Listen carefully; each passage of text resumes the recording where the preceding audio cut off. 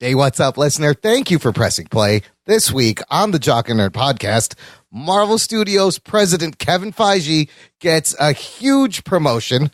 The Venom sequel adds a second villain, and Matt Reeves' Batman movie finds its Catwoman.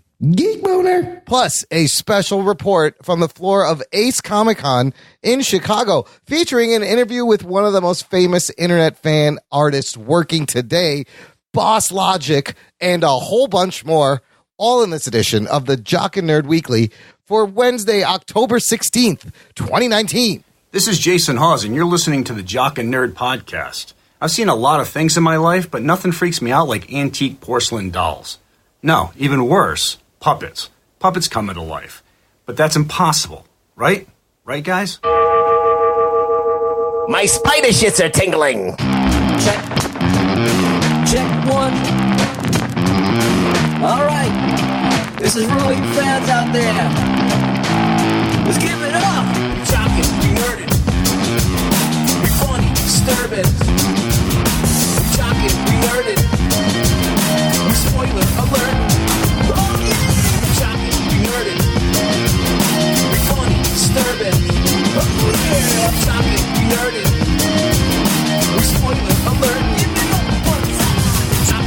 Hello, listener. What's up? Thanks for joining us. Welcome to the Jock and Nerd podcast, where we give you comic book and superhero TV and movie news, reviews, and whatever we choose. Boing. Jock and Nerd. Oh, you got it early on that one.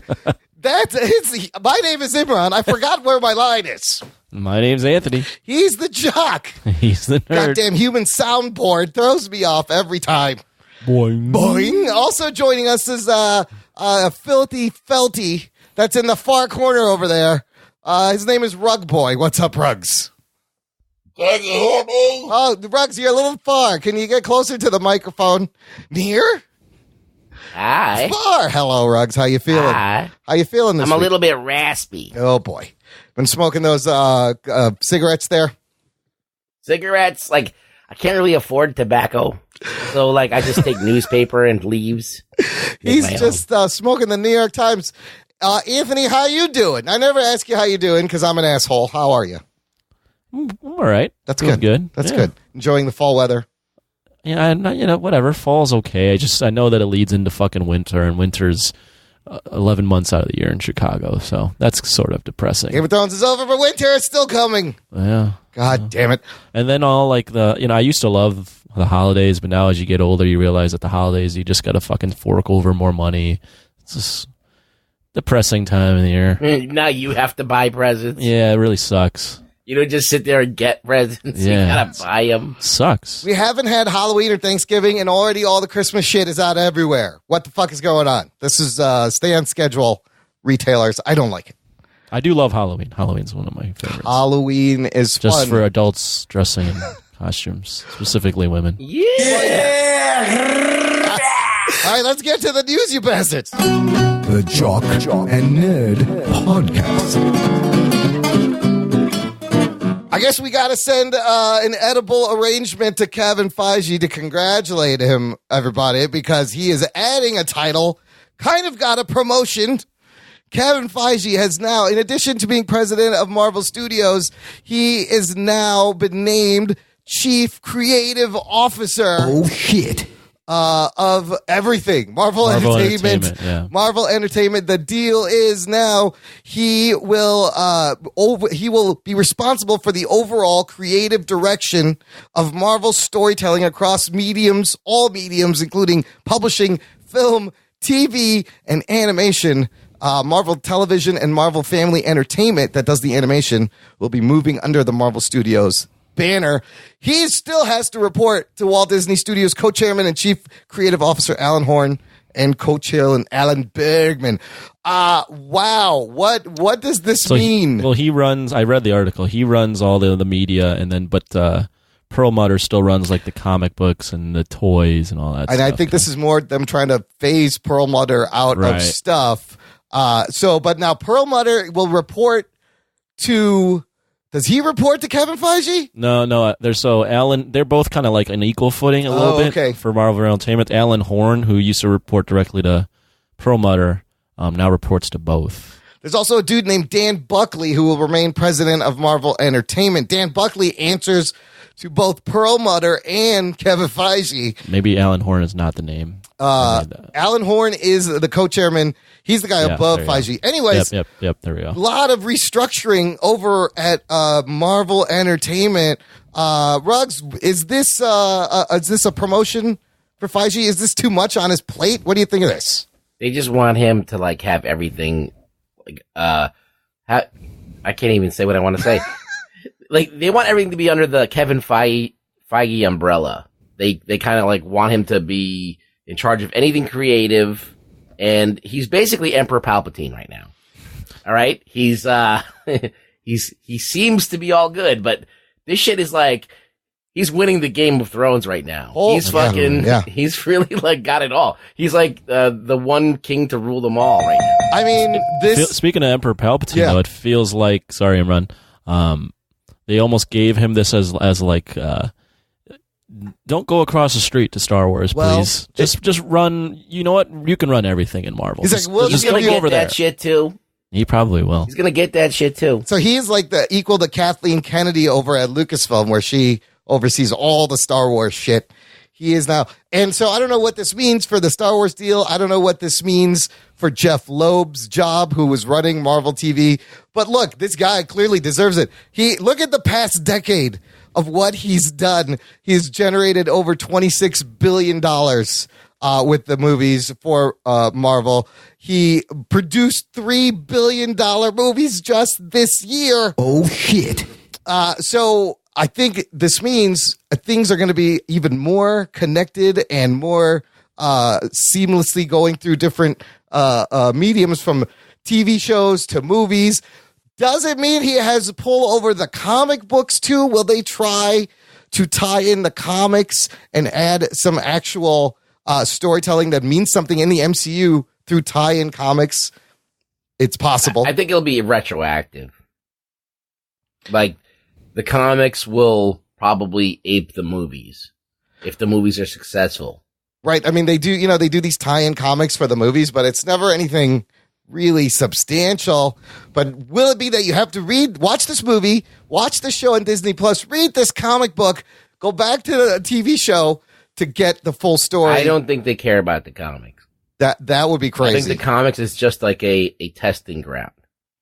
What's interesting is what this means for Marvel TV. We talked about how the rumor was like all of Marvel TV was going under to the MCU. They have casted this Hellstrom series while pulling the plug on the Ghost Rider series.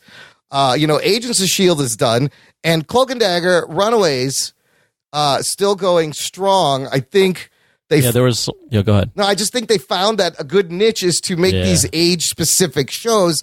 Cloak and Dagger Runaways a hit with like the teenage crowd. But Ghost Rider's too expensive. Ghost Rider's expensive, but the Hellstrom they're trying to start their horror genre, and I think they could, expand that on Hulu. And also, I feel they're going to focus on animation. Remember, they announced those 4 shows for Hulu with Howard the Duck, and then there was going to be The Offenders. Do you think those are going to happen still? Oh, I think so. I think him getting control over all of Marvel and Marvel TV and animation, I think they're going to focus on making these kind of dark more adult animations for Hulu. But what's great is, unlike Perlmutter, Ike Perlmutter, very cheap, notoriously frugal, and signing off on subpar content. Kevin Feige will pay what needs to be paid, spend what needs to be spent to make something quality, and only be behind it if it's good. So I can't wait to see what the Disney Plus TV shows look like now, and how it's different from the Marvel TV that we have. What else do you think about? Does this impact anything in the future coming up? Is this too much for him? Is he getting spread too thin? Can he handle this? Oh man, I don't know. I mean, it seems like a lot. It seems like there's probably going to never be enough time in the day for this man. I don't know when he's going to sleep, but I mean, he's got a track record of success. So I don't see. There's 2 thoughts here. There's why mess with a good thing, but then there's also, well, if he can pull all this off, let's just give him the free reign. So I don't really know. We'll have to just see how it plays out. Well, I think he's already been doing it for 10 years. Yeah. adding the TV branch is like maybe doubling the amount of stuff that he's got to do. But the risks are not as much as the movies because they don't cost as much, I guess. Well, the TV shows, though, he's planning, they're spending lots of money on these TV shows. Still dropping the bucket, and there's no advertising that has to be done and campaigning and all that other I mean, you do have a point. Like, the budget for all those TV shows is equal to, like one movie. Think about this. You got to get people to leave their house and go to the theater. Yeah. This shit's coming out on the app. Like, people who are already going to buy in on this app, so money's already going to be rolling in, whether the shit is good or bad. Like, people are going to pony We already up. paid for it. Yeah, we already prepaid up. along with a lot of people. So, like, you're thinking about there's probably millions of people that when they know that this shit's coming out, they're gonna start plunking down money for it. So they're already seeing money coming in. They don't have to advertise it on the level that they do with the movies. You're talking about each movie, they're spending $100 million on marketing. Yeah. I mean, I think this next phase, this next 10 years is going to be very exciting, using these different storytelling mediums with the app and the TV shows. And, you know, we're still waiting on word of X-Men and Fantastic Four. You know, he negotiated the Spider-Man deal, smoothed that out. The guy is just hitting on all cylinders. Is he, Ruggs, to your Palpatine comment, is he on his way to becoming the most powerful dude in Hollywood, if he isn't already? Like, he could gun for even Bob Iger's job at Disney. This keeps going. He totally could. I don't know if he's interested in all that stuff. I think that he's interested in Star Wars. He's interested in Marvel. I don't know if he has interest in doing, like Indiana Jones. I don't think he's interested in some of the other properties like Pixar. I don't think he's really interested in that stuff. So, maybe he might be interested in taking some of Pixar's people and have them work on Marvel movies. Yeah. That could happen. But, I think that if he'll go for Star Wars and Marvel, he'll try and get those two major, things, IP. And then, maybe he'll just rename the company Feige. Yeah. The Feige universe. Disney is now Feige. He just Feigeland. Feigeland. He just puts Mickey Mouse ears on himself. That's the logo. No one knows how to pronounce it, but we're going there. It's a mystery. Listener, how do you pronounce Kevin Feige's name? Let us know. Join our Facebook group. It's called Jock and Nerd Nation. Exclusive closed group just for our listeners. Ruggs, you had some more friends join? What are their names? Will you read them out for us? Oh, I got to read them? Yes, because they're your buddies. I would like to welcome to the nation Hauser Knockers. Oh, they're pretty good. Oh, I mean, hi. Yeah. Oliver Holzpoke. Oh, hi, Oliver. I don't know where this person's from, but maybe it's somewhere in deep Asia. Aman the Rag. Aman. That's definitely an Arab name. Yeah, yes. Aman Darag. Yes. Darag. Maybe Turkey. I don't know. Yes, yeah. Maybe. He doesn't like Trump either. And we have a woman, Tulip Stablomi. And welcome, Tulip. Welcome, Tulip. We're glad to have you. Lovely name. And this guy, he's known to be very violent. Yeah. Dick Smaxia. Does it? Dick hi. Smaxia. Yes, that's his name. And sometimes it does. What are you going to do? Yeah, I think that's kind of like a maybe a Yugoslavian name or something. Well, he neighboring country from where Aman Darag is from. But welcome for reals. Love those names, by the way, Rex. Well done. For real. Welcome Rodney Simon, Courtney Rice, Jake Dengler to the nation. Rodney Simon answered the questions. How did you find us is one of the questions. He says, Imran hosting a game show with the Fish Nerd introduced me to the Fantastic Voyage. I came for the geek, stayed for the rug. Talking nerd. That's reference to the episode of Trivia Geeks where Clay Groves, who is in the nation, hosts a podcast called Fish Nerds. So we pulled in a Fish Nerds listener. What makes you want to join the nation? He says, Rug Boy made me do it. Who's your favorite host? Ruggs makes the show. No, that's completely wrong. Imran actually does. I mean, I actually make the show, but Ruggs makes the show. I get what you're saying. But I actually make. But so Ruggs, you got one. 1 point for Ruggs. On who's your favorite host? On the tally board. Are we taking numbers? Yes, I don't know. I don't know who's in the lead. I think you are, Ruggs. Okay. Anthony, did you keep a spreadsheet on this? What are we talking about? Yeah, we don't know. Yes. We don't know who's leading. What we're talking about, we're going to stick with Marvel for a little bit longer, but move over to Sony's universe of Marvel characters. Venom 2, the sequel. They will be adding a villain. We're probably going to see Venom. We're probably going to see Carnage, Woody Harrelson in a ridiculous Ronald McDonald wig playing Carnage, but they're adding a second Marvel villain. You can expect the character of Shriek? How do you say Shriek, Jesus Shriek? Christ. Not Shrike. Shrike is that was in the Agents of S.H.I.E.L.D. Shriek will be in the Venom sequel. Shriek is from the Maximum Carnage storyline in the 90s. I don't understand why you're having so much trouble saying that word. Shriek? Yeah. I can't pronounce words. Shrike? Shroke? Shriek, she is a drug dealer named Frances Barrison who becomes Shriek after severe trauma, allows her latent mutant powers to emerge. Technically a mutant in this, so it'll be interesting to see what she does. She has sonic energy blasts, she can fly, and she can stir up dark and violent emotions in others, really fucking with them. Oh, with the lady. Yes, Shriek. So they haven't cast that. So there's going to be a lot of bad guys in Venom 2. Exciting. Speaking of which, Ruben Fleischer, who is not directing Venom 2, Andy Serkis is, but who's directing Zombieland Double Tap, that'll be out when the show is released, doing press for that, has kind of confirmed maybe that Spider-Man is joining Venom, possibly. Maybe. We'll see. He says his exact quote is, that's the exciting thing because we changed the origin of Venom. In the comics, he evolved from Spider-Man, but because of the Marvel Sony thing, we weren't able to do that. And so I think it's building towards, and will be exciting to see, is when they actually confront each other. He said this is where it's going to lead. This was Sony's endgame. I don't know if it's confirmation. I think it would be crazy to have Venom and Tom Holland and Carnage and now Shriek. Do you consider that you don't think it's a confirmation? You're throwing Shriek in with those names? Well, nobody knows Shriek, but they will. What do you think? It's not. People are saying this is a confirmation. What do you think, Anthony? Not a confirmation, or he knows? I don't know. Maybe we did hear that for even they came out last whatever the Sony deal was back with Spider-Man, that eventually Spider-Man would probably interact with the Sony universe. So maybe the only thing is Ruben Fleischer's not directing the next movie, Correct. so I don't know how much insight he really has on the future of the characters.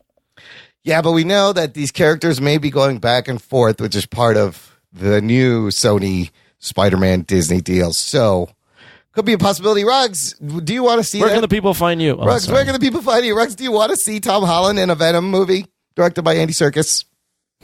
I don't know. No?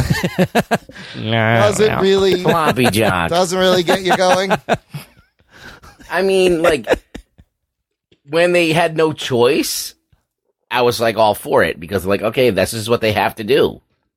But now that they don't have to really because they have him back, I'm like, they probably could make a better Venom movie and have a better Venom. But it's not really about Tom Hardy or Andy Serkis or anything like that. It's about the character of Venom has to interact with Spider-Man and become one with Spider-Man, and then he has to be rejected by Spider-Man. If they make that happen, at least, that dynamic there, where, like, Venom kind of hates, but, like, is in love with Spider-Man at the same time, that's what makes it work. See, I don't think if they do it, I think it's going to be like Venom and Spidey team up to stop Carnage and Shriek or whoever is in this movie. Yeah, they're missing the essential connection. It's just changing all of it. I mean, you could do it. You could have it where, like, that Venom rejects Eddie for Spider-Man. Right. You could still work it in. Oh, yeah, it could go back and forth. And then, Spider-Man rejects Venom. Yeah. That's like when a girl thinks he's going to swing to a better guy, and then the guy disses her, and then she wants to go back. We're like, nope. To the dude that she cheated on him with. That's a great dynamic they can do. Yeah. But are they going to do it? I think it's a little too nuanced for them. I really think they wanted Floppy John. Floppy John. I think they wanted to like they want to just jump to the shitty's 90 maximum Carnage they're gonna do shit. They're gonna do some fucking Batman versus Superman shit that's gonna suck balls. In the meantime, Zombieland Double Tap out now. We reviewed the first movie for the Patreon. It is it's out right now? 70. It will be out when this show posts this week. 75%. I might go see it. Yeah, maybe we'll see it. Maybe we'll do a quick review. I'm, after watching that movie, the first one, I kind of want to see the second one. It looks fun. Floppy John. Floppy. Did you see? Floppy John. I don't know if this is a spoiler. Spoiler alert. Bill Murray is in Zombieland Double Tap somehow. They show him. Is that a spoiler? No, they show him in one of the trailers. Okay, fine. Yeah. But what the fuck? How is he in the fucking movie? I really want to see how they gotta fucking write this. Write Bill Murray back into the movie. It's great that he's in the movie. All right, let's move over to DC news. The big news this week: Matt Reeves, the Batman, finds its Catwoman, and it is actress Zoe Kravitz, Geek Boner. American Woman. daughter of Lenny Kravitz and Lisa Bonet, and currently Jason Momoa's stepdaughter because he is married what the fuck? to Lisa Bonet right now. Oh, shit. Yes. I mean, she looks just like Lisa Bonet did in a different world. I had a huge crush on Lisa Bonet, and she looks a lot like her mother. You will know Zoe Kravitz does have comic book cred. She was in X-Men First Class as Angel. She was in Mad Max Fury Road. She was the voice of Catwoman in the Batman Lego movie, I believe, and she was the voice of Mary Jane in Spider-Man Into the Spider-Verse. Also on Big Little Lies, very popular. It's on HBO show. Who's Jason Momoa dating Lisa Bonet? But they're married. They're married. Yeah.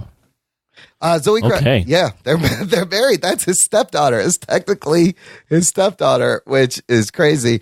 Anthony, what do you think of this casting of Zoe Kravitz? I've never seen her in anything, so I don't know what to think. I'm surprised they're going back to the Catwoman so quickly. Well, I think they're doing the Long Halloween. I think we're going to see Batman's whole rogues gallery in this Matt Reeves movie. Yeah. So I think we're going to get a lot more casting information as they start adding these villains. Look, she's super attractive. If you throw that mask on her, she looks like Catwoman from the comic books, literally. Like, I think it's a really good pick. And as far as her, why would you say that? Because she looks like Catwoman. I think she will pair well. But Catwoman is Selena Kyle with Robert Pattinson also. But how does she look like a white person in the comics? We've had black Catwoman before. No, but isn't Catwoman isn't she mixed? Is she? In the comics? Yeah, I believe so, yes. I'm just trying to figure out how you think a half black woman looks like a white woman. Because she looks like Catwoman. She fits the part. I don't know. I feel like that they changed her origin or something, but I think that it's been okay. She is I'm not saying it's I don't have a problem with it. I'm just trying to figure out how he thought they looked alike. I mean, she's playing Selena Kyle, Catwoman. So pull up. Are there other Catwomen? There's there's Halle Berry, who is a literal Catwoman. She wasn't Catwoman. She looks like Catwoman to me. Sure. Okay. She looks like. I feel like that she's not a bad pick. I feel like that's a pretty. Is she good? Is she a good actress? I don't know. If someone who watches Big Little Lies will know. Her newest film's called Kin, and it's on HBO Go right now. Yeah. So I'm going to catch that. I'm going to catch that. She's in Fantastic Beasts and Where to Find Them. She's done Insurgent and Divergent. And she didn't. She was an X-Men First Class. Yeah, she was Angel. She didn't have a lot to do. Remember, she was Angel. Yeah, she turned bad, and that was about it. Yeah, didn't have a lot to do there, but and she's voiced Catwoman in Lego. She wasn't Batman. offensive. Yeah, she's whatever. Yeah. Look, I haven't seen her anything. Ultimately, I trust Matt Reeves. These casting choices are interesting. Inspired. I just think, it'll work. It'll work. Yeah. Meanwhile, remember how we spent all that time speculating who Jonah Hill could play once he was in talks to be cast? Yeah. Jonah Hill passes on the role. Somebody touch my spaghetti! Okay. He's out. And now they are looking at Seth Rogen. What the fuck? To possibly play the Penguin, which I don't know if it's a lateral move or a downgrade. I don't know. Seth Rogen's funny. His recent movie Long Shot with Charlize Theron, really good R-rated comedy. It's on cable. Has Check he it done out. a serious role? I don't know. Is this, how much? Yeah, he can do it. You think so? Sure. He was in the Adam Sandler movie where it was serious about Adam Sandler getting cancer or something. I mean, he's what about the comedians? Mm-hmm. He's been producing a lot of great stuff with his buddy Evan Goldberg. But Seth Rogen as the Penguin, again, I don't know. I trust Matt Reeves. Like he's picking these people for a reason. He's a very good writer director. He is a good director. I like him a lot. You know, so. But as far Seth Rogen's it's another casting where I'm just like, Oh, he was good in The Disaster Artist, but that's also kind of a comedy. But yeah, Jonah Hill's like, I'm out. I'm not doing this. See ya. Fine, whatever. So how tall is Seth Rogen? That's a good question. Does it matter? I don't know. Penguin feels like he should be a shorter guy. Yeah, I think that he's approaching like 6 feet. It'll tell you right here somewhere. No, I don't know. Ask Siri, how tall is Seth Rogen? Sometimes that works if you ask Siri. Hold on. I'm going to try this. Just write Seth Rogen height. How tall is Seth Rogen? You got nothing? Seth Rogen is 5 feet, 11 inches tall. There you go. Siri, 5 feet, 11. I was right. Siri knows. So, maybe he can gain 40 pounds and play around Penguin. He certainly can get like chubby and fat. Yeah. But I do, like I said, I think we're going to see a lot more casting if they're doing something like the Long Halloween. They're going to have to cast all of the Rogues gallery. It's going to be a crazy fucking Batman movie. It's American Woman. Still like 2 years away. Let's check into the Joker box office. It's making all the monies. Right now, domestic, it is at $208 million worldwide. $563 million. Oh, shit. It's made over $500 million worldwide. It was number one again the second week, making another $55 million, beating a movie with 2 Will Smiths in it, which apparently isn't very good at all. Gemini Man, have you guys heard? Have you seen the Rotten Tomatoes? I heard it's not good, yeah. But it's 24% on Rotten Tomatoes right now. And Will Smith is he's really taking a downturn in a lot of the roles he's taken. I can't believe a movie with 2 Will Smiths is bombing at the box office. He's not the same guy anymore in the box office. I want to see a movie where the Fresh Prince fights Aladdin. I think it's Ang Lee, man. Yeah. Possibly. Whenever Ang Lee gets out of that, like, kind of like safe Oscar like stuff, like when he starts doing big budget movies, like the it Hulk. always takes a shit. Yeah. Yeah. The Hulk. Did Life of Pi do well? That was an interesting movie. Yeah. People liked it. Ang Lee's pretty hit or miss with a mainstream crowd, though. I was surprised that the Joker beat fucking Gemini Man. This also makes it the year's biggest domestic earner that isn't a DC and or Marvel movie. And Joker? Yes. It is a DC movie. Sorry, Disney or Marvel movie. Okay. That the biggest domestic earner isn't a Disney or Marvel movie. Also, kind of solidifying. Do you think they've turned this franchise around? This guy, the DC films are kind of becoming Warner Brothers' biggest franchise, and they've had a couple of well-received hits that have made money in a row now. Have they righted the ship, or I think that they're doing well with things that nobody knows about, really. Yeah. So, like stuff that people know about, like people like know what Superman is, and people know what Batman should be. Yeah. They keep fucking it up because people won't know what to expect. Aquaman makes $1 billion. They're quietly. Well, Aquaman did well. Yeah. Wonder Woman obviously did well. I think the last 2 films, they're like quietly hitting just like a sports analogy, just hitting like doubles. Like Shazam, was a solid film. Joker is solid in other ways. Like they're making good stuff. I don't think they've completely turned around. I wouldn't be like, man, the next DC film, I know they have a great track record now. They're going to kill it. Birds of Prey is the follow-up, so that's going to be interesting. I'm not all that excited about Birds of Prey, but that's going to be interesting. And then Wonder Woman 1984 will probably be another big hit. That'll be a big hit because it's just Wonder Woman in the time we're living in now. What are your hopes on Birds of Prey? Do you think it's going to impress you? Do you know that you think that you're probably going to go in and it's going to be like a Suicide Squad all over again? Man, it's hard to say. Like that trailer is just so Harley Quinn. Like the movie's called Birds of Prey, yet it's just so Harley Quinn. It's Harley and the gang. And I enjoy Margot Robbie as Harley Quinn, but I don't know if I'm fiending to see an entire movie of her being Harley Quinn.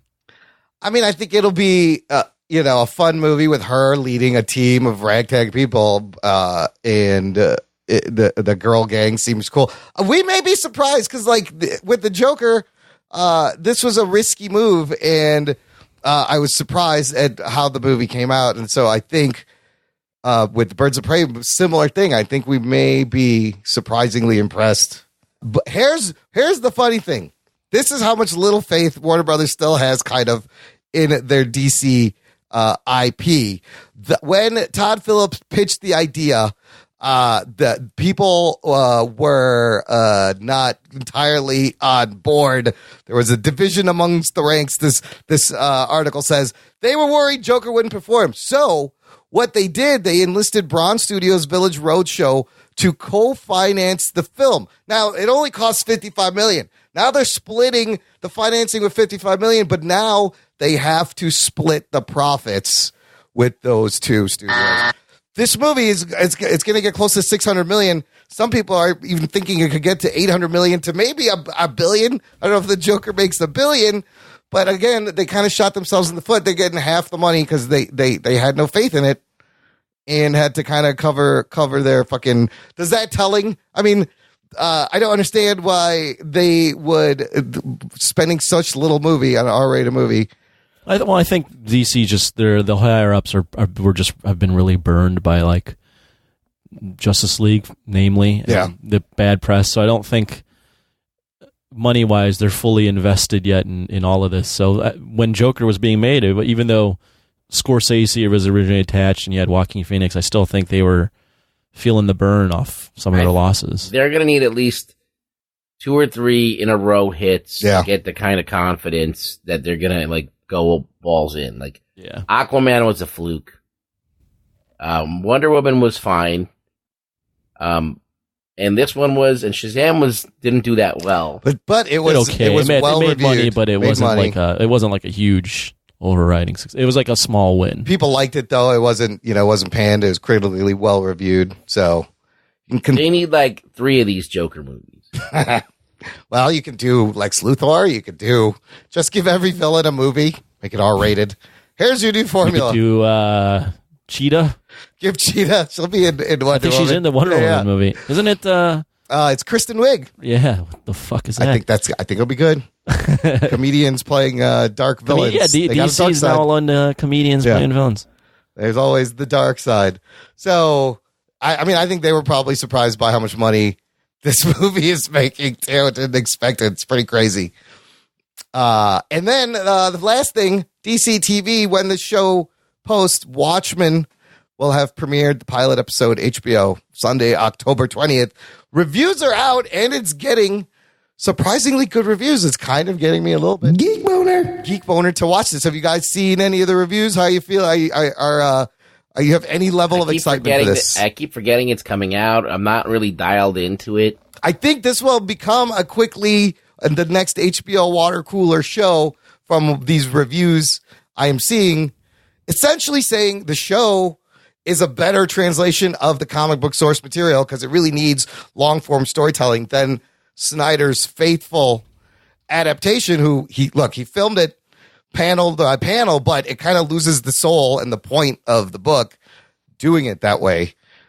This Hollywood Reporter review of the Watchmen pilot, he's got a good line here talking about Zack Snyder's movie. He says it was like someone proving they could trace over a Picasso painting without understanding what the original artist was doing with a strange rendering of the human anatomy. And I kind of get that. So he says, whereas the show has a more disruptive approach, it comes closer than you might expect to the source material. They said it's not all of it works, but it's fascinating and thrilling. First off, speaking of HBO stuff, I've been hearing a lot of hype about Succession. So yes, throwing that I've out heard there. this is the best show on TV right now, and I kind of need to catch up and watch these 2 seasons. So there's that. But moving back to Watchmen, I read an article that I agreed with. It was on The Ringer, where it was like Watchmen, and I didn't read it when it came out, so there's obviously I don't have the context of reading it back when it was a new thing. But it is considered one of the best pieces of work in terms of graphic novels and storytelling in comics.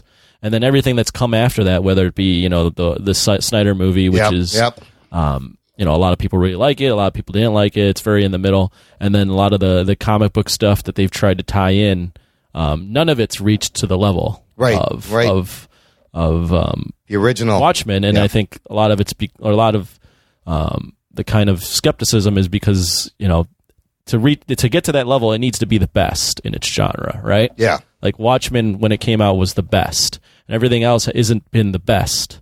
So like this show has to be, like as you mentioned, Imran, kind of a show that's almost like a ringleader, like a show that HBO can proudly put out as like this is the next thing. Yeah, like a flagship. Yeah. So if it doesn't hit that, then inevitably it's going to still be disappointing to Watchmen fans because Watchmen fans are expecting the best. I just feel like it's lacking in variety visually. I feel like that it doesn't have anything that, like, something has to capture my imagination. So if you look at Watchmen, the actual, movie or the comic book, you have this diversity of like superhero stuff that you could dig. You have a guy that looks like Batman. You have a girl that's like, like a Jean Grey. You have like, all these different, like a guy that's kind of like the Rorschach guy with the weird hat. So it's like you have all of this stuff that's kind of different. And this show looks like everybody's got a mask on that, like, you can't see your face. And like one guy's got a gold mask. The other one's got the Rorschach mask. And there's not enough, like, I feel like there's not enough, like, superhero-y stuff in there. It just feels, like, very subdued. And I'm like, well, it's a superhero show. It should be about, the whole thing about Watchmen is that at a certain point in time, people started becoming superheroes. Like, at a certain point in time, people wanted to actually live in that reality. They wanted to, like, it wasn't enough that the cops could do stuff. Like, normal people just started, like, wearing costumes and being the things that they had always read about. But it's the absurdity. It's Watchmen is the ultimate deconstruction of the superhero genre. It is the absurdity of people trying to think they can do that. And I think where the Snyder's movie misses the point is instead of pointing to the absurdity, he makes them look badass by putting everything in slow motion, kind of missing the whole point of the story. Also, in the 80s, the book dealt with, Nixon was still president. It was Cold War era, and it dealt with how the fear society had then. The way they're modernizing this, from what I understand, is it's heavily is going to be about white supremacy. The Rorschach masks are a bunch of white supremacists. So in Reagan's America, it was Cold War fear. In Trump's America, it is white supremacy, nationalistic fear, and it's commenting on that. So I think it looks very topical, and I think we're going to get the story of why you need these masks and why you need anonymity and authority and policing is all tied together with this. Yeah, I mean, maybe it's good on that level, but I feel like in the realm of a superhero thing, it doesn't feel superhero-y at all. It like we just had The Boys, right? Yeah, that's a whole that different felt like kind a of thing. mashup that was perfect. Like you had like the violence and the reality and the fact that they looked at superheroes as celebrities and all this stuff that would actually happen. And they had the suits, and they had this like pomp and circumstance, and they had somewhat superheroic action. And that when you take that out, all that element out, that it's kind of it flattens it out. It makes it too grounded almost. Yeah. And we've been in grounded superheroes for the longest time. You've had X-Men in black leather. We've had, you know what I mean? We've never gone the other route where we're going to try and. The Marvel movies have done it the most, like even Shazam or whatever has embraced it, like the silliness of it or whatever. And that's the juxtaposition that's not there. I mean, I think we've gotten used to like the influence the Watchmen really had in culture, like writers, like even Damon Lindelof, all of his stuff, Lost, Leftovers, that has a lot of Watchmen DNA in it. So he's kind of perfect for this. Ruggs, you and I will give our thoughts next week because Anthony does not have the HBO anymore, right, Anthony? I don't have the HBO, so you guys can give your thoughts. Let's just do quick thoughts on the pilot. And I feel like it's going to be a very high-quality show with good acting and stuff. Yeah, and HBO needs a flagship. It needs the next Game of Thrones. But these early reviews have got me excited. All right, we're going to take a quick break, but before we do, I'm really loving my new podcast chair, guys. It's so comfy. From the people over at ewinracing.com sent me a gaming chair There will be a full review. I'm ready to do the review. I'm going to write it. There's going to be an audio review. But for right now, listener, if you visit ewinracing.com, use the promo code JockNerd, you will get 25% off one of these awesome chairs. Makes a great holiday gift. Assembly was actually very easy from the time I opened the box to the time I sat in the chair. 40 minutes, and I am a stoner dumbass. And I had it all done, and I thought the instructions were very good. And they send you these neat white installation gloves. If you don't know this, 40 minutes for Amaron means like 10 minutes for a regular Yeah, for a regular person, probably more like 10 to 20 minutes. But I think to assemble an office chair, 40 minutes is very good. But it's really well built, very nice. Check out their stuff. There will be a full review in the feed soon. We're going to take a quick break. We'll be right back with some Ace Comic-Con audio and a whole bunch more right after this. After these messages, we'll be right back. Hey, this is Evan. Hey, Jason Underwood. And we hope you're enjoying the shows on the Danger Entertainment Network, now including the Bearded Ones comedy podcast. Yeah, we're super thrilled to be a part of this awesome lineup, guys. And what we do here on our show is, look, we are just trying to make you guys laugh through all kinds of different avenues. Hear me out here. Yeah. Hear me out. Please. What we are is we're two geeky white dudes talking and trying to be funny. Yeah, not try to blow in your mind here with with something brand new, but You never heard anything like this. We talk about Star Wars. We're talking about superheroes. Talking about Marvel movies, man. Look, we're cutting some we're breaking some damn boundaries over here. We are breaking new ground. Yeah. But for real, what we do is we play invented games. Yeah, and we try to spin everything into a brand new fun game that we've made up. We filter it all through that sensibility, and we're both improvisers, so a lot of what we talk about ends up in sort of a scene that we have a lot of fun with. We talk about our lives, pop culture, and movies. We talk about a little bit of everything. So if that's what you like, check us out, Bearded Ones Comedy Podcast on the Danger Entertainment Network. They look like Vikings.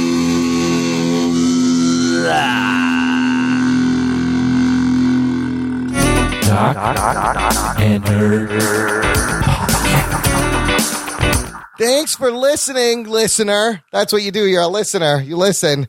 But if you are enjoying the show, have been enjoying the show, want more show, join our fan club. Just visit jockandnerd.com/Patreon.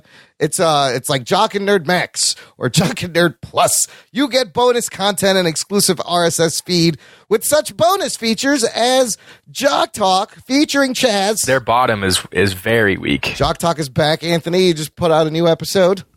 I did. We're trying to be consistent. We're trying to do this every week, but sometimes Chaz just doesn't care about the fans. That's all I gotta say. Listeners, Chaz sometimes doesn't care about your feelings, but that's okay. Yeah. Because he does all the work on the Jock Talk, just like I do all the work here. He does. Yeah. He does all the work on the Jock Talk. It's lovely. Also, you will get all of the main shows early access to the Jock and Nerd podcast, early access to the spin-off show with Anthony. And Anthony, why don't you plug that latest episode of the spin-off show? Yeah, so since it's being it being the month of October, kind of at least these next two guests are themed around Halloween. I had a ghost hunter on this last episode, JC Hirt, and we talked exclusively about ghost stories and his trials and tribulations hunting ghosts. So here's a clip out of context. And that was the only time I've ever been touched. What is he talking about? You're going to have to tune in. Yeah. He's in a room with Anthony alone. That clip was a request What do you think happened? from Jess Rivera. Thank you, Jess. Join the fan club, jockandnerd.com/Patreon. There's stickers, there's t-shirts, lots of fun. You support the show, and you will have a good time. Now, listener, you are going to be magically transported to the floor of the Donald E. Stevens Convention Center in Rosemont because Ace Comic-Con 2019 happened this past weekend. We got press credentials, and I actually went and recorded some shit. Oh, shit. I actually made use of this. I have a great segment for you. You're going to hear from a couple of artists, vendors, cosplayers, and Boss Logic, everyone. Geek Boner. I got to meet Boss Logic. It was very awesome. Who is Boss Logic for people who don't know? The internet's best fan artist. He does photo montages, Photoshop montages. He's the best guy. fan, like poster maker. Yes, he will hear a rumor and then mock up an image of that person playing that character. You have for sure seen his work, and up until now, he's kind of been just online. You didn't know. Nobody knew who he was, what he looked like, but now he's coming out. You'll hear about his very first panel, and you'll hear from him. He's doing Comic-Cons. Lots of fun. Let's go to Ace Comic-Con right now. Talking Nerd. What's up, listener? I'm here live on the floor at Ace Comic-Con in Rosemont. Super shout out to the folks at Ace for giving us press credentials. Unfortunately, jocks are going to jock. Anthony could not make use of the credentials, so I got our intern, friend of the show, Patreon supporter. You've heard him on the show, Jim McPike. What's up? Hello. Thanks for being the jock for this my on-the-floor correspondent. Always happy to. Who do you have as good abs as Anthony? Do you know? I do not know what his abs look like, but probably. It's not exactly rocking a six-pack these days. All right, Anthony still probably has the better abs. But look, here's what we're going to do, Jim. We're going to walk around. We're going to talk to some artists. We're going to pick some vendors. We're going to find some cosplayers, get a couple of minutes of interview from everyone, and put a nice little package together. And listener, you at home, follow the Jock and Nerd podcast on Twitter. All those pictures, took them. Yes, Jim's going to be my assistant. There will be pictures in the show notes and links. Let's get going. Jock and Nerd. I'm here on the floor of Ace Comic-Con with my boy Juan Gomez. What's up? Oh, yeah. You know, I talked about you so many times on the podcast. Yeah. And so I figure I should let the listener meet you. Yeah, I've always felt my ears burning, you know. Third time this summer, I ran into you, Comic-Con Revolution, Wizard World, and here. Yep. So I want you to do this for the listener. Explain your art. What do you do? Well, I'm a mashup artist here at the for Comic-Cons. You know, I didn't think I was going to be going into this role, but this is where I've landed. It's a good market for your work. Yeah. You know, sports and superheroes. You know, it's a good thing. So, how would you describe just like the overall presentation? If someone's never seen it. They're 12 by 18 of epicness. It's honestly. You know, I do have an artistic background, so everything's well composed. You know, I try to bring in the quality. You know, I definitely want to build a fan base. Yeah. So, you know, I want them to walk away with something that they're going to remember and want to come back and get more. I mean, I remember seeing it for the first time. I was attracted to it right away because it was Jock and Nerd. It's like large trading cards. Right. You know, with sports, a lot of Chicago, but all over, you know, we got the Lions and the Steelers and the White Sox.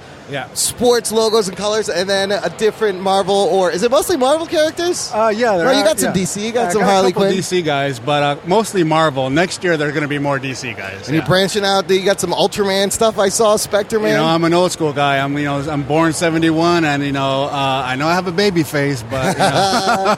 No, I love seeing your booth. There's always people stopping by. Yeah. It grabs the attention. It's very unique. Yeah, it definitely does. You know, I also have, you know, some Deadpool in the military faction, so that, you know, breaks that down. Those are dope.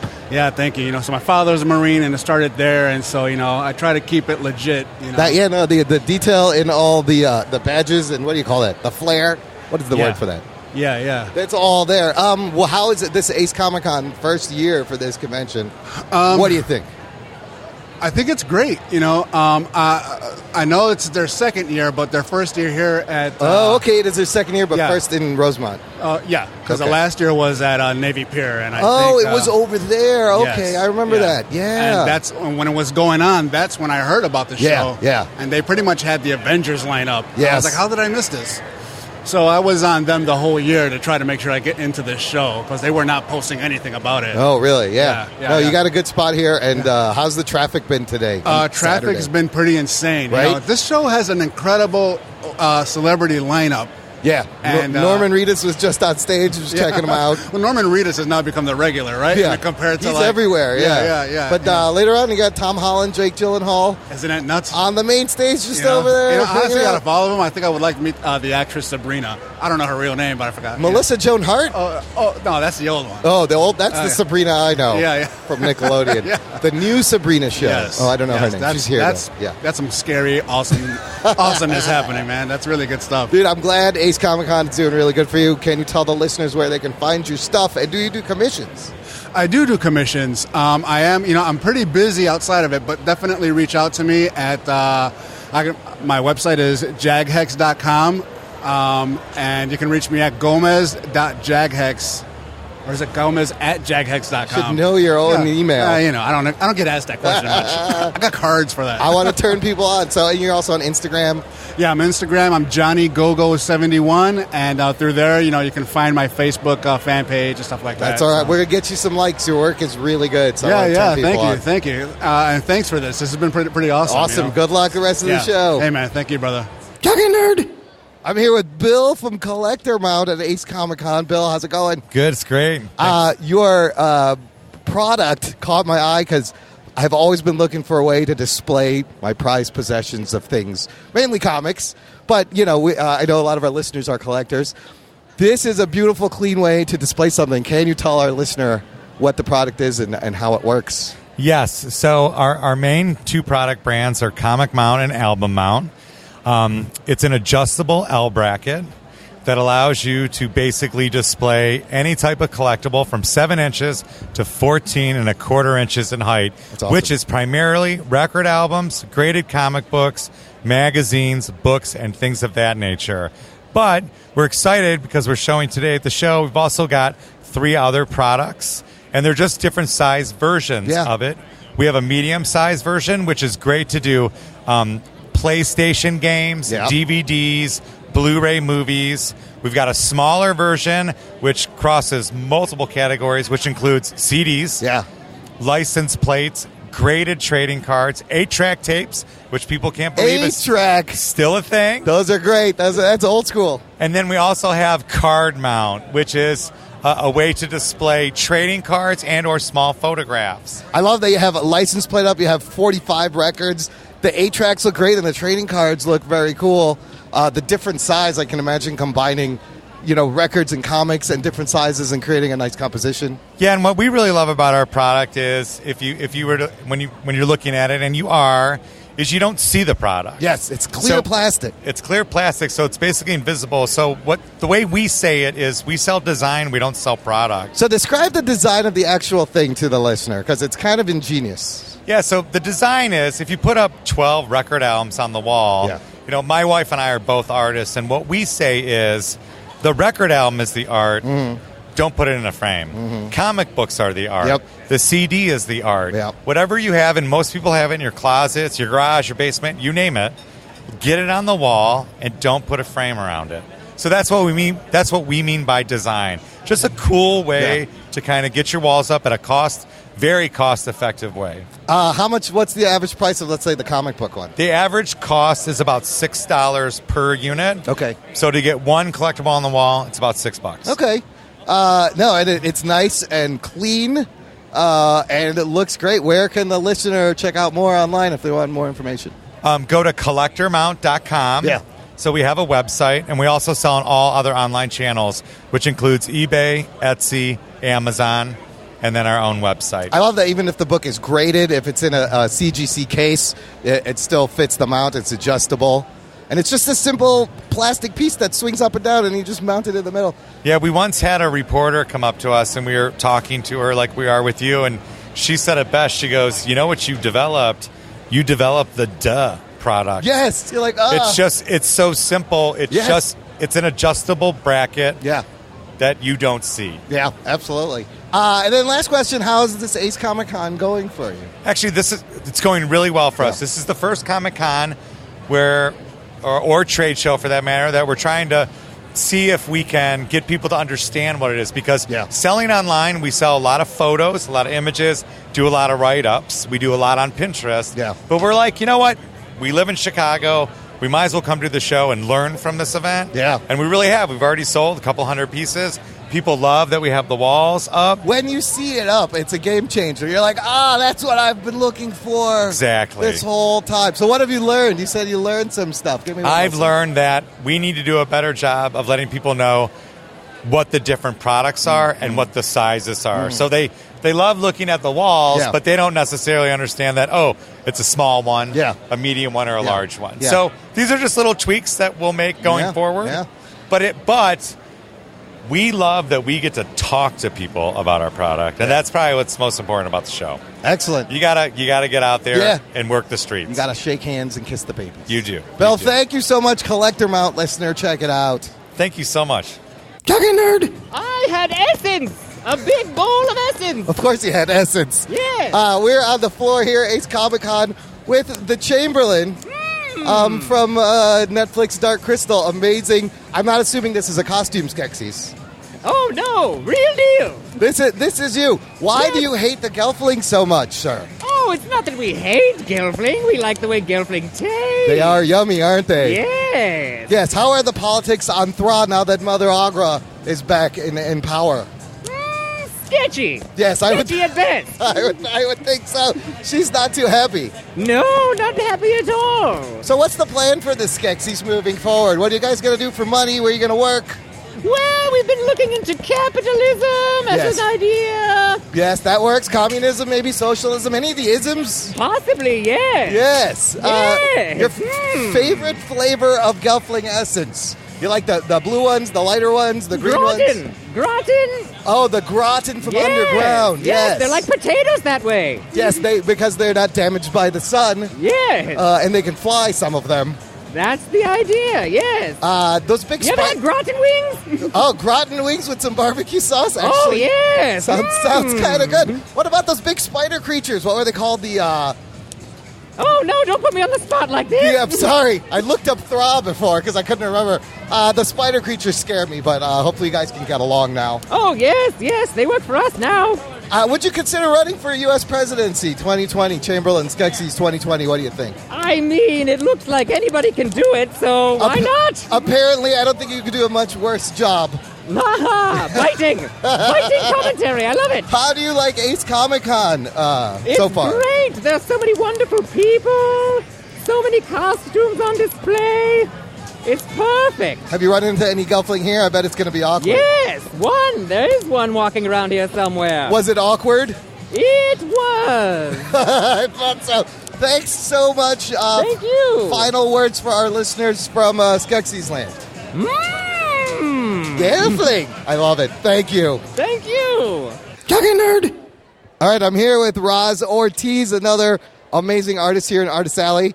Turned on by your fellow Artist Alley vendor, Juan Gomez, told me to come over here. Roz, how you doing? I'm pretty good. Thank you so much for stopping by. Juan's a good guy. He does this great comic style superheroes with his twist of either sports teams or your local heroes like cops and firemen. It's really well done, and that's what caught my eye because we do the Jock and Nerd podcast. Yeah, and his work is Jock and Nerd, and I was very excited to see that. Yeah, but thank you for stopping by here. I do more of the cute side. Yeah, so for the listener, Roz, describe your style of art. Oh, I like to say I like to turn the cute to 11 on the dial. Any character that I like pretty much all your staple nerds, Lord of the Rings, Harry Potter, superheroes, Marvel, DC. And I like just to do my own twist, and I always gravitate towards the cute look. Yeah. I think it makes me feel good. It makes the fans feel good. I get a lot of positive response online. It's very popular these days, but yeah, it makes you smile. It's a great feeling. Absolutely. I'm looking at the work. It reminds me a lot of Disney stuff. You have like Captain Marvel and Phoenix and Silk and Batgirl, but they have large, expressive eyes, and it's really well rendered. Who are some of your influences? I have, Disney's a big influence, I would say, but there's like Cheeks Galloway. He does a lot of DC art. There's many, but like for my digital work, I do like to have the big expressive eyes, kind of the big open Disney eyes. It's, to me, I always start, when I draw anything, any character, I always start with the face and the eyes. And I spiral outwards. Oh, interesting. Yeah, because to me, the face is what grabs you. Yeah. The face is what you recognize. Yeah. And that's where I want to hook the audience, That's interesting because I've drawn a lot and I've studied like comic book drawing, and they always tell you start with the body, the torso, the center of weight, and you do the head last. Yeah. But sometimes you just want to draw a fun, cute face and draw some eyes. Well, like I took some drawing classes in school as well, and I learned a lot, but what I learned the most from doing this for so many years is draw what's comfortable for you. Yep. Draw what you want to draw. At the end of the day, that's what's going to make you happy. So I just, I kind of made my own style, my own process, and I'm just kind of sticking with it. Were you self-taught mostly? Yeah, I've been drawing since as long as I can remember anything. Yeah, that's great, and it comes across. I mean, from the Star Wars stuff, thank you, to Disney stuff and DC. It's really cute. Great stuff. How's this Comic-Con been for you, Ace Comic-Con, so far? It's surprisingly incredible. Yeah. I do C2E2. I've done it 5 years in a row, and this is very comparable to that. Yeah, the traffic's great today. Traffic's very good. So this kind of show is very it's celebrity centric, and I didn't know what to expect because those kind of shows, you don't know if people are here just to do the celebrity photo op or whatnot. But everyone, I've done 14 commissions today alone. Excellent. Sales have been good. Yeah, I'm about to take a break because I'm dead. That's fantastic. Where can the listener find your stuff if they want to commission or they want to buy some of your stuff? You can email me at razortiz, RAZORTIZ, at gmail.com, or follow me at Raz Illustration. And it's on Instagram. On Instagram. That's where I post the most. Excellent. And you can feel free to DM me or anything like that. Jock and Nerd will be following you. Follow us back. Thank you. And we'll turn you on to our listeners. Thanks, man. Rock on. Jock and Nerd. Listener, I am here with one of my favorite internet fan artists and probably yours, too. Legendary Boss Logic. What's up, dude? What's up, man? How you guys doing? Very good. Welcome to Ace Comic-Con. How's the con going for you? It's actually pretty crazy. Like, I came from New York Comic Con, which was... That's always very crowded. Super busy. Yeah. But this one, it's still busy, but I can still... But it's chill at the same time. Interact with the fans, which is... I like that intimate setting. I like that feel. I just caught your panel over at the Creator Stage, the very first panel you've ever done at a Comic-Con. I thought you did great. How you feeling afterwards? Thank you for saying I did great, man. Like, literally up there, I felt like I was bombing, and it's just like...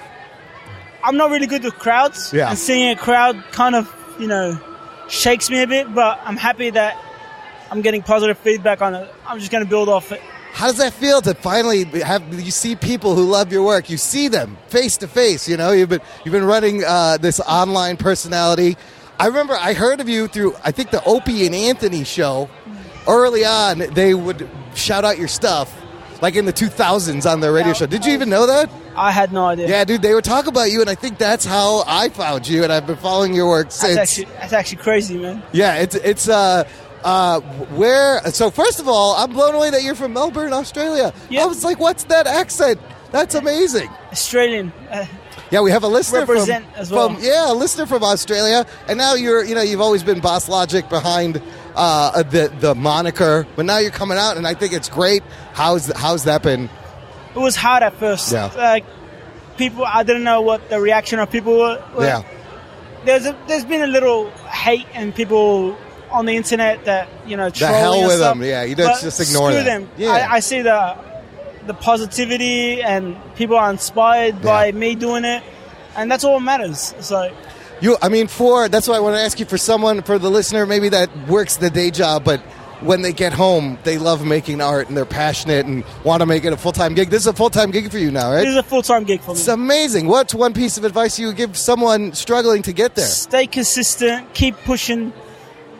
You got to love what you do. Yeah. And the reason I say this is because not everyone's fortunate enough to get actually to this point. Yeah. I'm fortunate, and I say God bless every day that I'm here. But if you love what you do and you don't make money, you still have something you enjoy. And people, isn't that what life's about? Yeah, they respond to the passion in the work. Like a viewer will see it, and that is, you got to love what you do. If you're doing it just for the money just for that stuff, it's like a recipe for misery. Right. You're not. Like, can you imagine you're making a lot of money but you hate it? It's like, what's the point? So my advice is keep getting good, keep grinding, and basically, if you get to the level where you're good and getting paid for what you love, that's where you want to be. That's where you And want if to be. you don't get paid, at least you're awesome. That's it. At least you're still, helping your soul make something nice. I wanted to ask you about a recent piece you did, collaboration with a friend of ours, Dope Pope, that we know from G-Fest, an amazing ZBrush 3D artist. Yep. And you did a Joker piece where, did he make it 3D? How did this happen? So basically, he sculpted a model of the Batman Who Laughs, Right. which is a Joker-esque Batman. Right. So I told him I want to work with him on it after I saw the initial render. And I need that piece. I need to collaborate with you. So he sent me the 3D piece, and basically I added my style to it. And the collab turned out nice. I made it into a card sort of thing. Oh, nice. And it's a gold print. It looks really, really good. Are you going to print it out? It is printed. Oh, it is printed I have out it 3D. here. I actually have it here in metal. That's awesome. I think the greatest thing about Dope Pope is he came from, like you, 2D artist. Yeah. But then you realize what you could do in ZBrush, and once you make it 3D, the different versions of a composition you can pull out. He's an amazing dude. And so not great. only that, he's an amazing person as well. Like, not just artist. Well, Dope Pope's going to hear this. He listens to the show. He should hear it because he's a cool dude. Will you do more collaborations in the future? I think this is like the second time with him. See, I did a Thanos piece with him as well. Oh, the Thanos. Nice. Yeah. So, 100%. I think we're going to do a Galactus piece soon. Oh, excellent. So Excellent. Look forward Are to you that. into Godzilla and Kaiju at all? I love that. Like, he constantly reminds me to keep looking up Godzilla. Yeah. Because he posts up some sick work of it. Yes, he does. Yeah. The monsters he makes Yeah. are amazing. One question I wanted to ask, have you ever thought about doing an original character or an original concept of something? I have. I'm actually working on an original concept that I want to pitch for a movie later on. Cool. But it's good. It's got weight on it. So Yeah, that's great. hopefully. And I'm glad that I'm on a stage right now where I can You could get it done. pitch it to the right people. And we are in an age where these streaming companies are looking for IP. They're looking for the next big thing. This is a great time for creators to get their stuff made. This idea kind of saturates with the time right now, so I think it'll work. Yeah. Perfect. And then finally, how was Ace Comic Con for you? How are the people treating you? I Good love time? Ace Comic Con. Yeah. This place has treated me awesome. The people are awesome. The organizers are awesome. I met one of the CEOs. Excellent. It's like they're crazy super. I didn't even know he was a CEO. That's how nice he was. He's just like a normal dude. Hey, how's it going? Crowds have been great.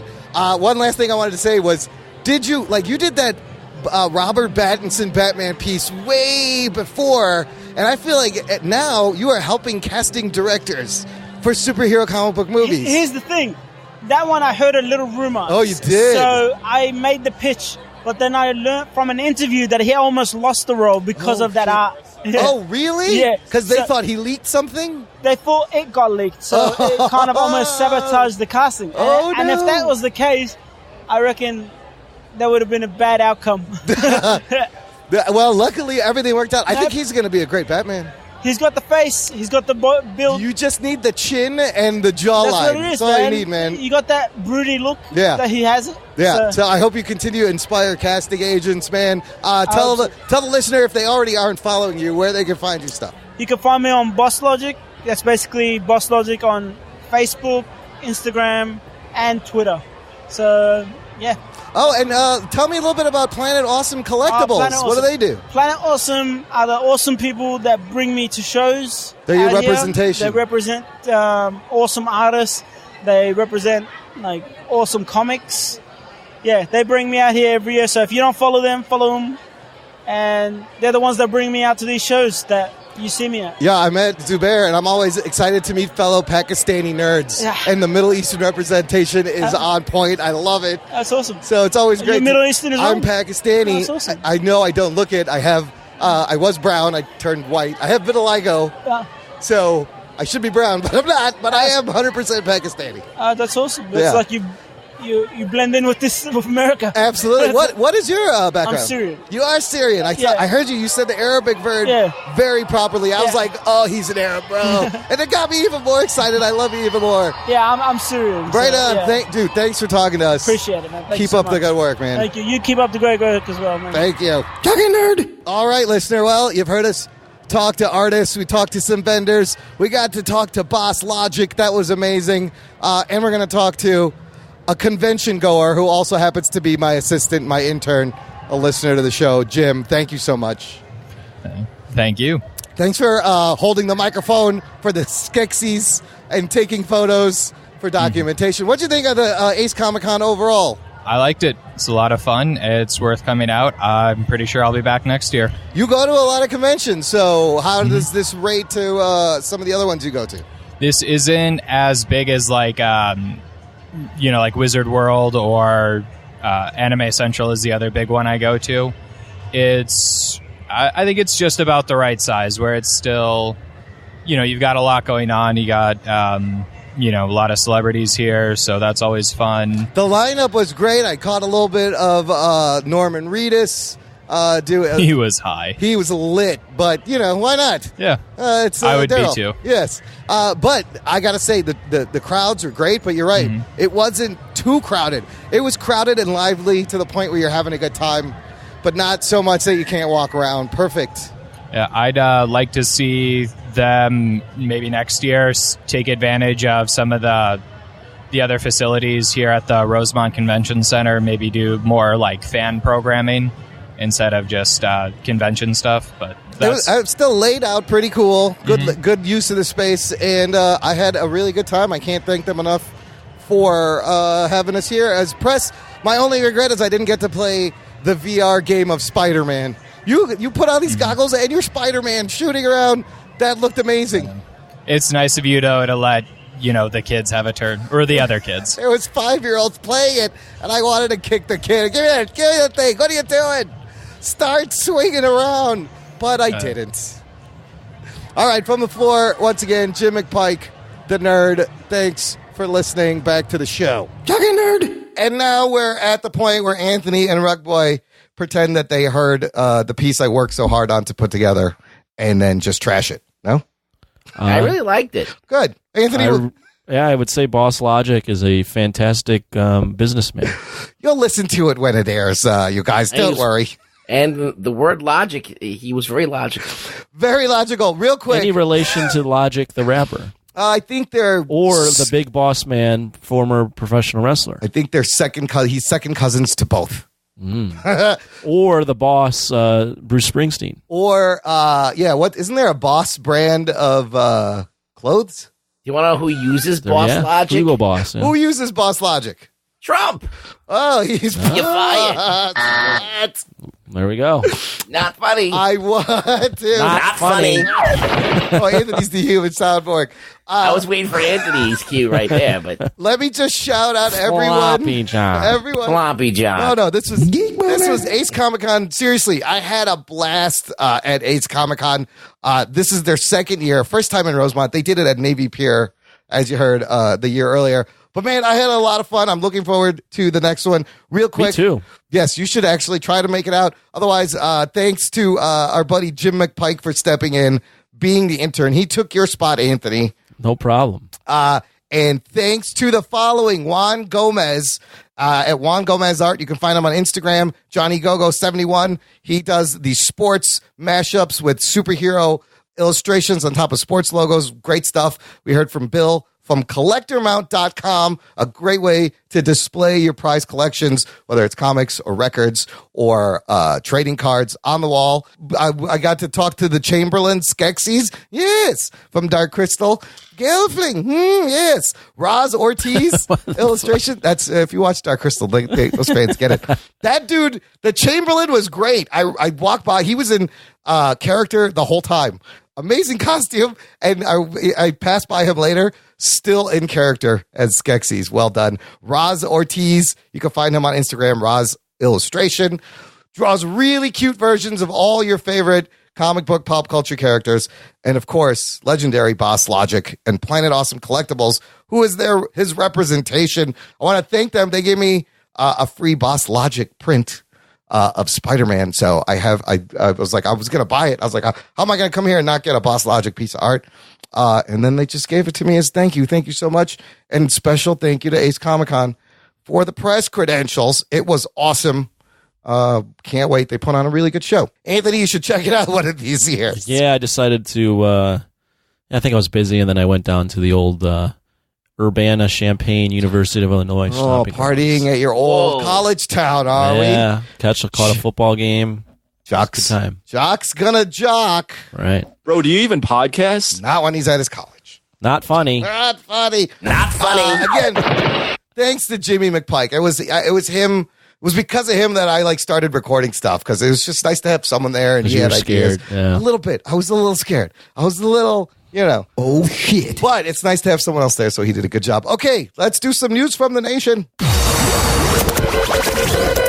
It's time for news from the nation. It's time for news from the nation.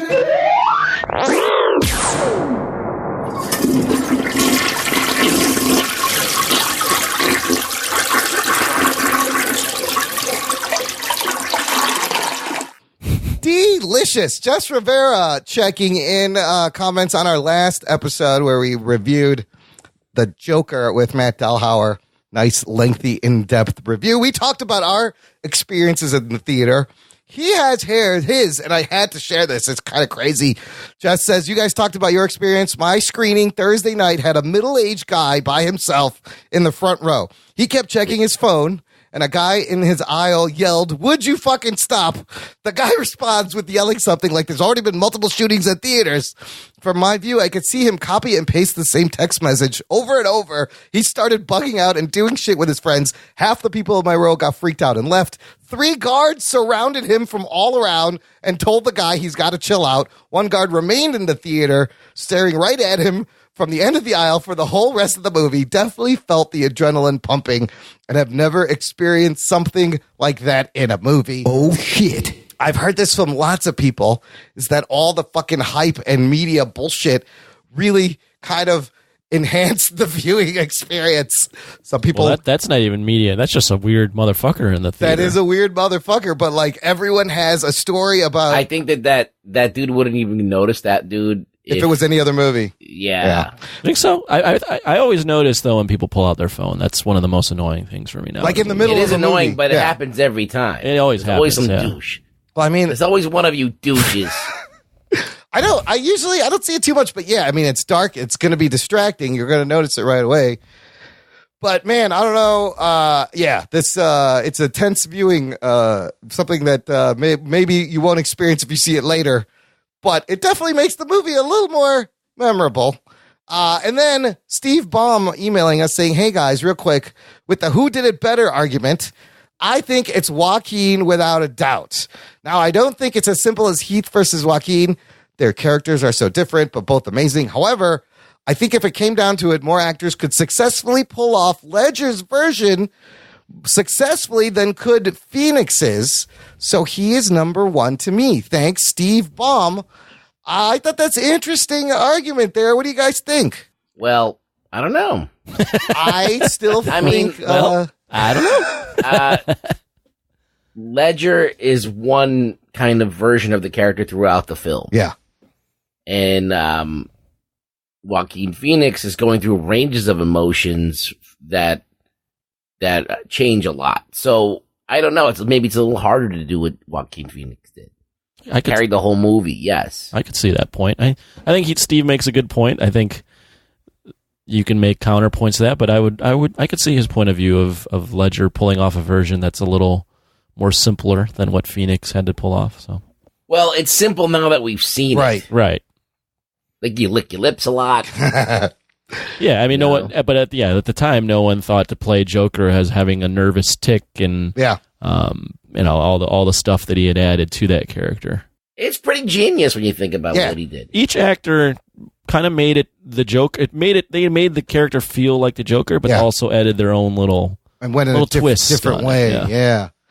I mean, yeah, Phoenix clearly carrying the whole movie, and still amazing that he could do something different than previous Joker. So thanks, Steve, for the feedback. I and still the want to comment. see someone pull back the painting your mustache white. That's all. Oh, the Cesar Romero Joker. Yeah. I think you could pull that off. Yeah, just so no one notices. It's Yeah, just a dude, white and mustache. he's a Latino. We had a Latino Joker way back in the 60s. Nobody said shit. They were woke back then. Yeah, there was no outrage.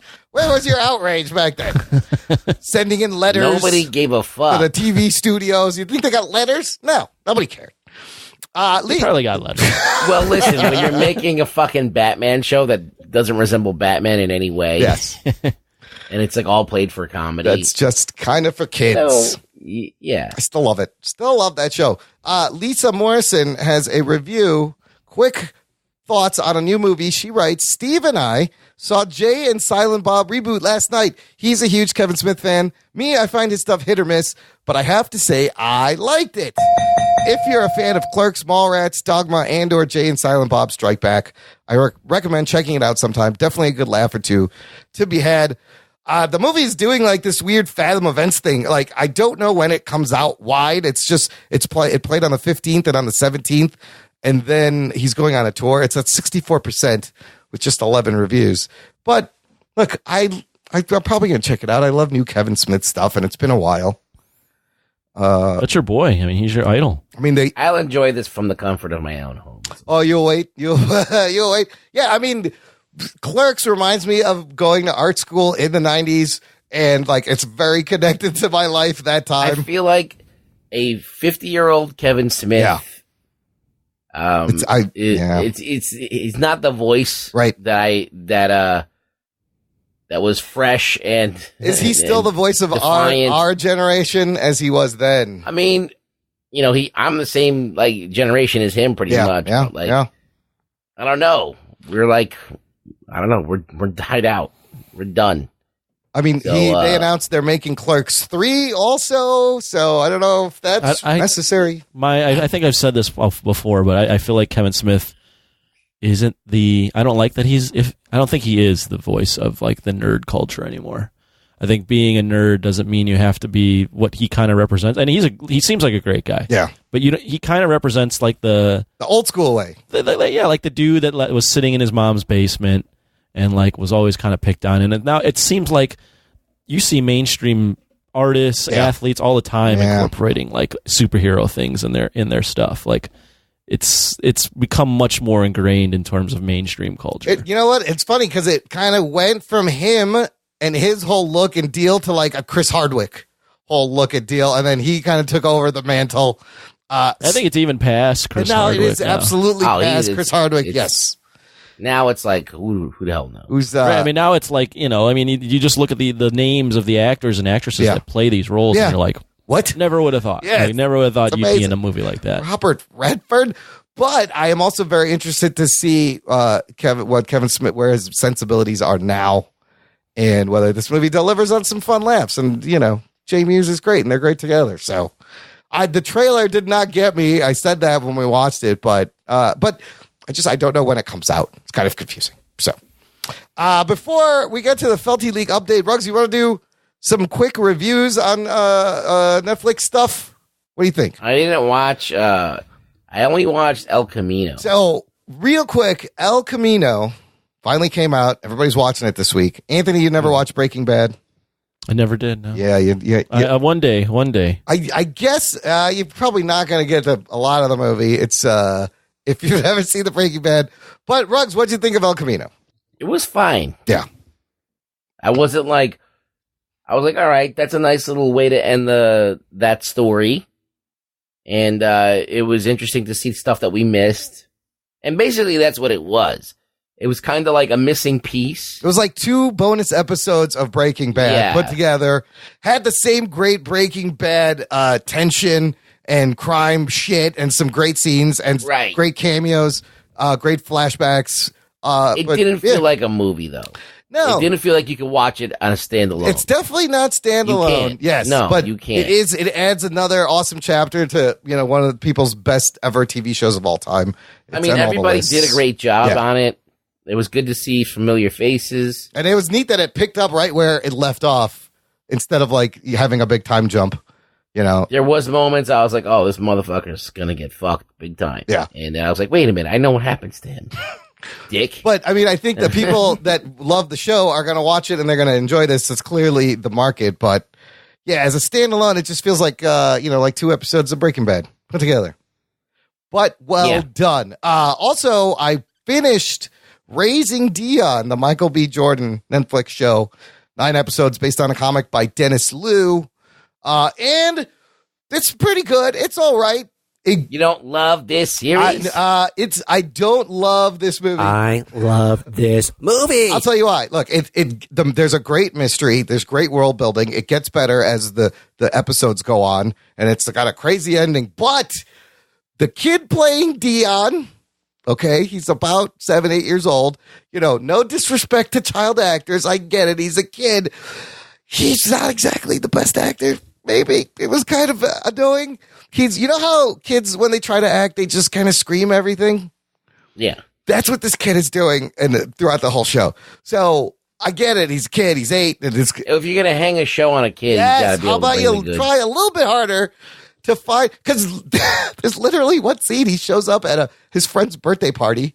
He has a present. He goes over to the friend, gives him the present, and he yells, "Here's your present." Like, that's the line. I'm like, why are you yelling that? So the mom's hot. She reminds me of Alicia Keys. But the kid, sometimes the kid's acting really bugged me. But I still... Yeah, I'm not going to give it a spin. I still would recommend it to get to the end because the ending is crazy. Is that it's the show with Michael B. Jordan? Michael B. Jordan is in a few scenes in a few episodes. He did produce it. I would need more than just your recommendation to go see it. I mean, the nation recommending it is like the nation seemed to like it from what I could tell. Right, go back and look at that post. Look, I gotta watch Watchmen. Yes, I gotta watch a bunch of other shit. I don't know if it's gonna make the cut. I mean, again, like I said, it was okay. Like it wasn't the greatest, mainly because of the kid. Like, unless someone's like, yo, you have to fucking watch this. It's all fucking awesome. I don't know. It's got some fun superhero stuff. It's got... Because when you said, did you watch The Boys yet? Yeah. And I was like, no. See, I was right about that. It wasn't just you talking about it. Everybody's talking about it. Motherfucker's talking about The Boys. Raising Dion, it's like a 50-60% recommendation. If you got time, you want some new comic book stuff, give it a spin. But spread the geekery. Spread the geekery. Speaking of which, we have a Felty League update. Let's get to that. Here's the National Felty League update. What's up, nerds? It's Chaz Hibbert here with another edition of the National Felty League update. We're going to mix things up a little bit this week. Instead of reading off the scoreboard, I'm going to give you guys the standings for the league. We're kind of a little bit close to the halfway point for the season. We got 2 divisions, the Marvel division and the DC division. We'll start with the DC division because it's the weaker of the 2 right now. So tied at 5th place, last place, is Chris Williams' Stark Raising Hazelnuts team. They've got a record of 1-5, and they're tied with Byron Goff's Mouse Rat team, also with a record of 1-5. Blake Braden's Gardner Minshew's Mustache team has a record of 2-4. And then tied at 2nd place are Bill Mathis's Midtown High Tigers. They've got a record of 3-3. And then the defending champ, Matthew Lawrence, Game of Thrones team, has lost 3 in a row. Oh, snap. To fall to 2nd place in the DC division. They've also got a record of 3-3. And then leading the DC division is Ray O'Neill's Sinister 9 team with a record of 5-1. Going over to the Marvel division, at last place, we've got Ray Swanson's Titan Snaps with a record of 2-4. And then tied at 4th place, we've got Daniel Nosker's Raccoon City Rockets. They're 3-3. We had another name change in the National Felty League this week. The incredibly sore loser, Jess Rivera, is at 4th place, and he changed his team's name to Oklahoma Still Won, Laughing Crying Emoji. His record is 3-3 because he sucks. And then at 2nd place in the Marvel division, we got another tie. Jose Gonzalez's Breezy Does It team is at 4-2. And then my OJ's Parole Board team is also at 4-2. And then leading the Marvel division, Roberto Rivera's Felty Falcons are at 5-1. That's it for this week's edition of the National Felty League Update. Talking nerd. Just for some context, the reason why Just Rivera's name is Oklahoma Still Won is Chaz is a big Texas fan, and they each played each other last week in football, Texas and Oklahoma. And obviously, Oklahoma won. So. Oh, God, just rubbing it in. Yeah. I think he should go back to the name Anus Rising. Is that what it was? I don't remember. No, I don't know. That was a lot of sports talk. I blacked out for a bit. What happened? Oh, nothing. We're back on the show. We're back.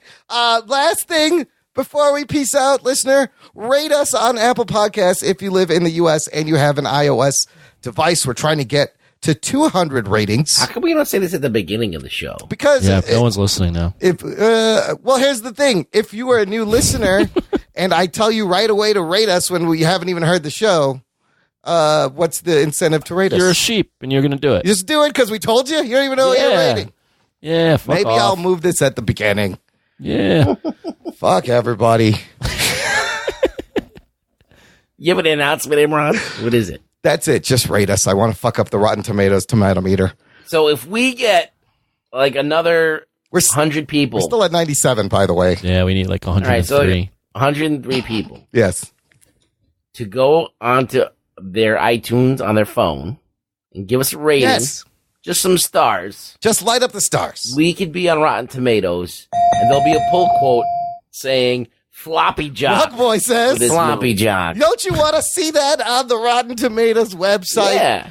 It would be amazing. Don't you want to fuck up that whole system by having... Listen, we'll give them our honest opinion and affect it whichever way, listener. Grab all your friends' devices, iOS devices if in the U.S. Just pull up the podcast app, rate us, leave a review. We will get there. It may take years, months, days, years, probably. What's the deal with that? Like, we're not like one person. That I don't know how that's going to work. That's a good point. We'll cross that bridge when we get there. I think we'd have to come up with a cumulative rating or something, and we'll just put it there. But let's get the ratings first. We'll figure that out later. Ruggs, where can the listener find you? You can find me on Twitter, where I just keep saying that Twitter's a cesspool. Yes, but I'm still there because that's where I belong, in a cesspool. Yes, you can't leave the cesspool. And you can find me in the cesspool at Really Rug Boy. On Twitter. Check out the show notes for this episode, jockandnerd.com/296. It's going to have links to everything we talked about, photos of me and Boss Logic together. You can check it out. You know what's funny about the level of celebrity, guys? So while I'm posting photos of me and Boss Logic and I'm all happy, he's posting photos of him with, Tom Holland, Brie Larson, Kevin Feige from Ace Comic Con, because they were all there. Kit Harington hanging out. He gets access to them while your press pass gets access. I get access to him. Boss Logic. So in a way, I got to take a photo with Brie Larson and Tom Holland through 3 degrees of. By the way, doesn't he look like Samuel Tarley next to Kit Harington in that one photo? Boss Logic. I think it's amazing. Show notes, jockandnerd.com/298 for all those fun photos. Spread the geekery, tell a friend, and so on and so forth. Grow this empire of stupidity. Thanks for listening to the Jock and Nerd Podcast. My name is Imran. And my name's Anthony. He's the jock. He's the nerd. Peep you next time. Say hi to your mother for me. Say hi to your mother for me. Floppy jock. Excuse me while I change the water in Buck Nasty's almost dish. That's fucking awesome. Yeah, that's really good.